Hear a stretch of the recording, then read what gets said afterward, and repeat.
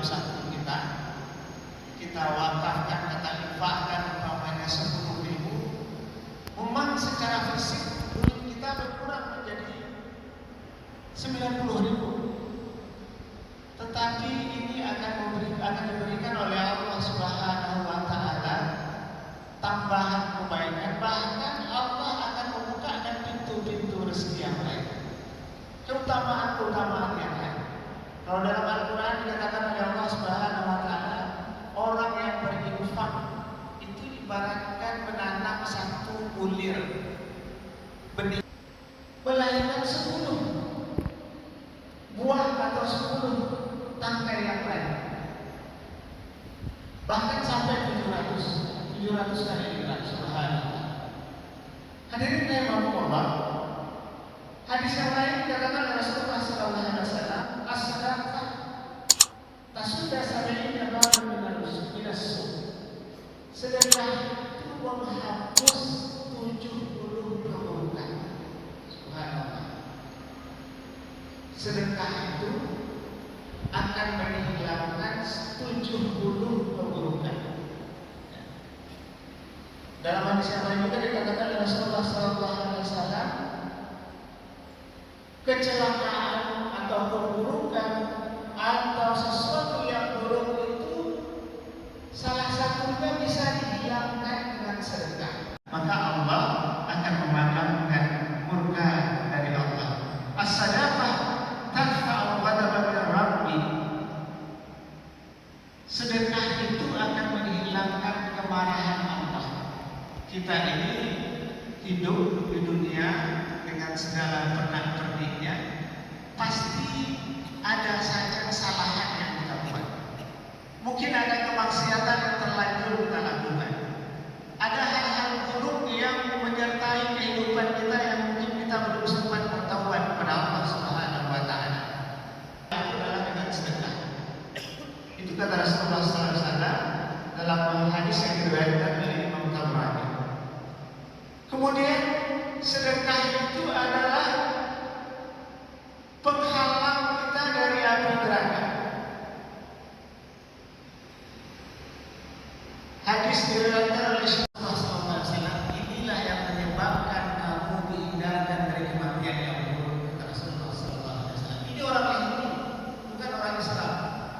Jadi orang yang di luar Islam pun kalau dia bersedekah, kalau dia murah memberikan sebagian dari rezekinya untuk orang yang membutuhkan, salah satunya dia akan dihilangkan atau dijauhkan dari kematian yang buruk. Insya Allah orang yang selalu bersedekah dia akan husnul khatimah. Kita selalu berdoa kepada Allah Subhanahu wa Ta'ala, Allahumma hkum alaina bi husnil khatimah wa la tahkim alaina bi su'il khatimah. Ya Allah, jadikanlah aku orang yang mati, orang yang wafat dalam keadaan husnul khatimah. Wala tahkim alaina, janganlah engkau tamatkan riwayatku, kehidupanku dengan cara yang tidak baik. Kita tidak hanya sekedar berdoa saja, kita harus merealisasikannya dalam bentuk, salah satunya adalah kita bersedekah, mengeluarkan sebagian harta kita. Bisa jadi harta yang kita keluarkan rutin setiap hari, apakah itu 1.000, 2.000, 10.000 setiap datang ke masjid, mari kita usahakan ada duit minimal 1.000 rupiah, 5.000 rupiah, mampir ke kota infak, masukkan ke dalam kota infak.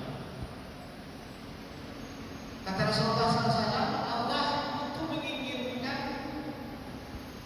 amal walaupun sedikit tetapi istiqomah. Sedikit 1.000, 2.000, tapi kita mungkin melakukannya. Mudah-mudahan kita menjadi ahli sedekah, orang yang dihitung oleh Allah Subhanahu wa Ta'ala sebagai ahli sedekah.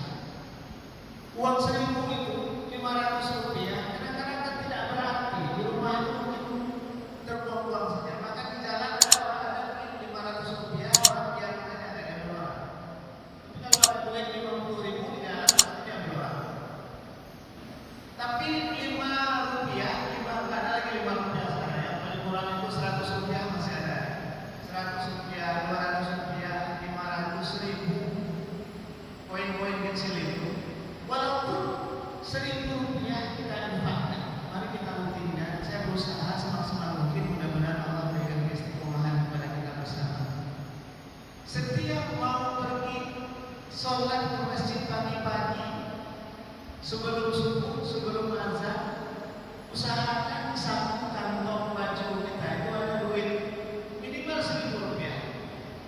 Mudah-mudahan dengan Rp1.000 itu Allah menghitung kita sebagai orang yang ahli surga. Masukkan ke kotak infak. Atau sekarang kan lebih canggih lagi. Orang tinggal transfer aja online pakai m-banking. Banyak lembaga zakat atau masjid kita tersebut tidak kunjung sembuh, bisa jadi mungkin sedekah kita kurang. Mau mendatangi majelis Nabi Ibrahim alaihissalam. Kemudian karena Nabi Ibrahim itu adalah seorang Nabi Allah, dia tahu yang datang itu adalah malaikat Allah. Maka ditanya oleh Nabi Ibrahim, wahai malaikat, ngapain kamu datang ke sini? Maka dikatakan oleh malaikat Allah, saya akan mencabut salah satu orang yang ada di sekitar sahabatnya. Dia tunjukkan namanya si Fulan.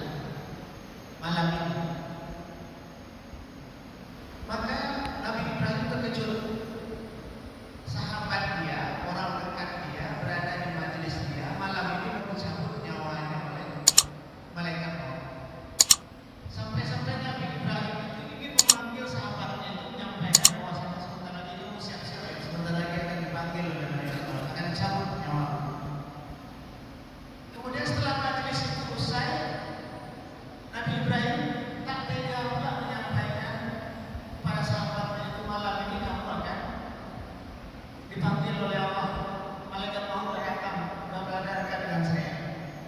Kenapa Nabi Ibrahim tidak tega menyampaikan? Karena besok pagi anak muda itu akan menikah.